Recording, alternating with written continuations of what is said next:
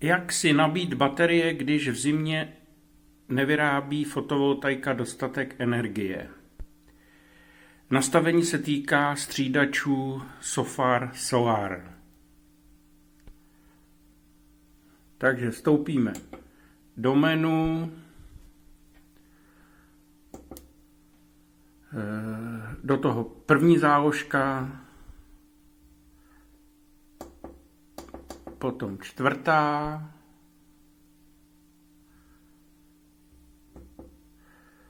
potom druhá a první položka se vám rozsvítí 0, tam jsou další ještě 3, takže celkem 4 spínací časy. Musíme zpět. Já to mám nastavený na 3, protože čísla nižší mají přednost, takže když si zvolíte sobotu, neděli něco jiného, potom tu sobotu, neděli vypnete, tak vám platí to, co je vzadu vyšší. 0 a 1 mám připravenou proto, když to budu chtít nabít ve výjimečných časech, když bude spotová cena absolutně nízká, tak sem dojdu, zapnu, mám tady celý rok, nemusím nic studovat, akorát tady mám 30, to je špatně. To by se nenabíjelo. Takže zajedeme na 3, další volba Enable, zapnuto, vzadu je hvězdička, že je to aktivní momentálně.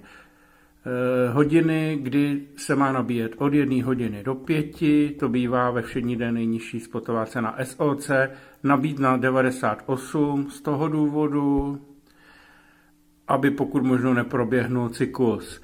Nabíjecí proud 3000 W.